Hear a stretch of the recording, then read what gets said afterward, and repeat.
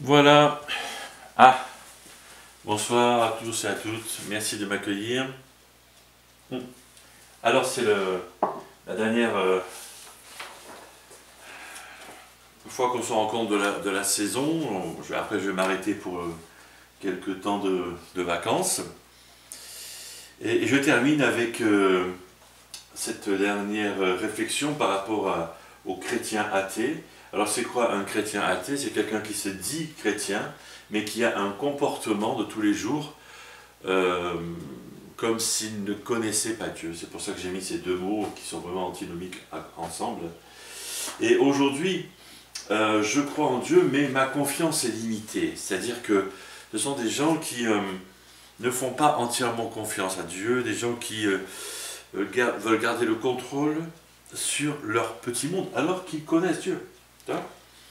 Alors, dans Deutéronome chapitre 9, petit mot sur le contexte, le peuple d'Israël vient de passer plusieurs dizaines d'années dans le désert, et puis ils arrivent aux portes du pays promis, si je peux dire comme ça, pays promis depuis des centaines d'années, et puis ils vont entrer dans ce pays promis, mais Dieu veut leur faire comprendre quelque chose. Voici ce qu'il leur dit: lorsque l'Éternel voulut vous faire quitter Kadesh Barnéa, il vous a commandé, allez-y, prenez possession du pays que je vous ai donné, mais vous avez désobéi à l'Éternel votre Dieu, vous n'avez pas eu confiance en lui, et vous ne l'avez pas écouté. Autrement dit, il leur dit, ok, vous allez profiter d'une bénédiction extraordinaire, vous allez hériter d'un pays, ok, mais vous ne le méritez pas. Et ça en préambule aux bénédictions que Dieu nous permet de bénéficier. C'est-à-dire que nous ne méritons pas les bénédictions que Dieu nous offre. Ce sont des bénédictions, par définition des cadeaux. Et ici, il leur dit deux choses, même trois choses, mais deux choses ici sur lesquelles je veux insister. Vous avez désobéi et vous n'avez pas eu confiance en lui.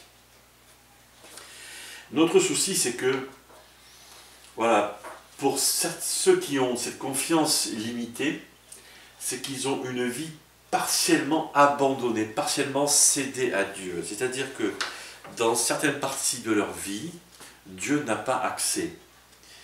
Un autre texte biblique, dans Proverbe 3, « Mets ta confiance en l'Éternel de tout ton cœur, ne te repose pas sur ta propre intelligence », c'est très souvent ça qui nous joue des tours, « Cherche à connaître sa volonté pour tout ce que tu entreprends, et il te conduira sur le droit chemin. » Et nous, ce qu'on dit à Dieu, quand notre confiance est limitée, c'est ça. Dieu prend seulement un morceau de ma vie, un morceau de mon cœur, un morceau de mon âme, un morceau de mes activités, un morceau de mes loisirs, un morceau de mes relations, un morceau de ceci, un morceau de cela. Voilà. C'est-à-dire qu'on ne confie pas tout à Dieu. Il y a deux fois le mot tout, tu vois. Et c'est ça qui nous pose problème, et que notre vie n'est pas totalement, elle est partiellement abandonnée à Dieu. Le problème, c'est que tu ne vivras pas réellement ce droit chemin tant que tu ne t'abandonneras pas totalement à Dieu. Et si tu te retrouves dans ce que je suis en train de dire, j'aimerais te dire que tu n'es pas le seul dans cette lutte, parce que c'est vraiment un combat, une lutte parfois de tous les jours, et j'aimerais t'encourager parce que tu n'es pas le seul. Alors, j'ai cherché un peu dans la Bible s'il n'y avait pas quelqu'un qui avait une lutte par rapport à la foi. On en a plusieurs, mais on a un papa, justement. On a un papa parce que très très souvent dans ces luttes où on ne veut pas laisser Dieu pénétrer un domaine de notre vie, c'est très souvent pour élever nos enfants. Et là, on est des lions et des lionnes, et on ne veut pas laisser Dieu accéder à l'éducation de nos enfants. Alors ça se comprend, mais... Et on a justement l'histoire de ce papa, dont le fils est possédé par un esprit, mais un esprit, pas n'importe quel esprit, un esprit qui voulait tuer l'enfant, puisque l'histoire nous dit dans Marc 9 que plusieurs fois l'esprit a jeté l'enfant dans le feu, donc il veut le détruire. Et certainement cet enfant garde des traces sur lui, il a sûrement été brûlé, etc. Et Jésus est certainement frustré parce que ses disciples n'ont pas réussi à chasser ce démon. Et dans Marc 9, on trouve ceci. Le papa vient voir Jésus et lui dit, si tu peux quelque chose, viens à notre secours. C'est le cri de désespoir d'un père, et compassion et pitié de nous. Et Jésus lui dit, si tu peux.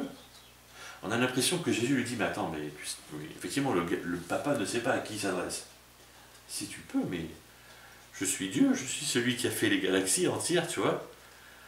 D'un seul son de ma bouche, j'ai créé des mondes entiers, et toi tu me dis si je peux chasser un démon, évidemment que je peux, quoi.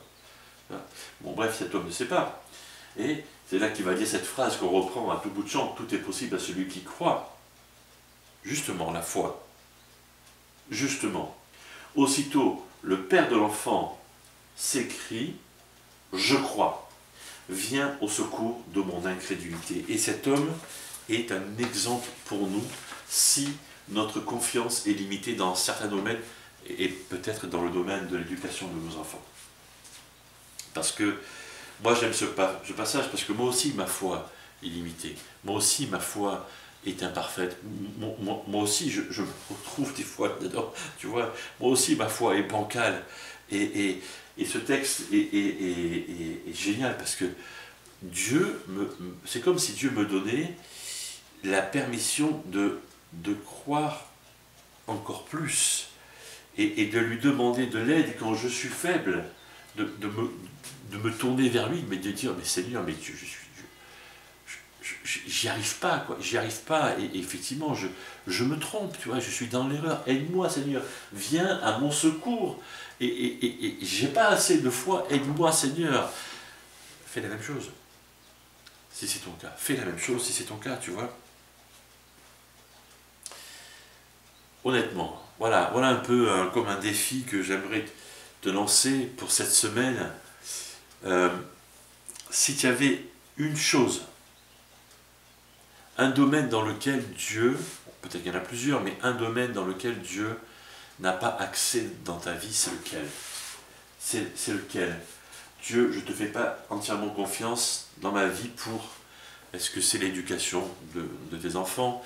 Est-ce que c'est le domaine financier? Est-ce que c'est tes relations? Est-ce que c'est le travail? Je ne sais pas.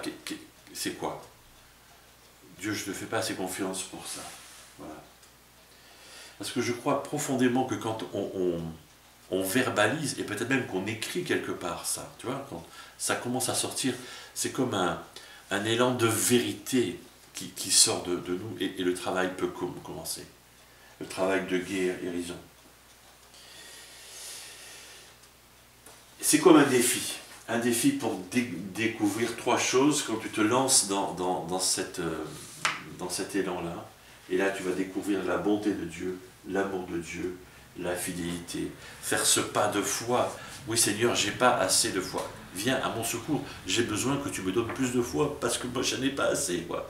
Et là, tu vas découvrir la bonté, l'amour et la fidélité de Dieu. Voilà. Allez, je vous laisse avec ces pensées-là, ces réflexions. J'espère que tout ça vous a fait du bien, ça vous a fait réfléchir, ça vous a permis aussi de grandir spirituellement, en maturité spirituelle, mais en maturité personnelle aussi. Et si vous partez en vacances, je vous souhaite de très bonnes vacances. Sachez prendre du repos, déconnecter, pas de Dieu, mais du travail, etc. Voilà, et puis je vous souhaite de bonnes vacances et à très très bientôt. Allez, à bientôt!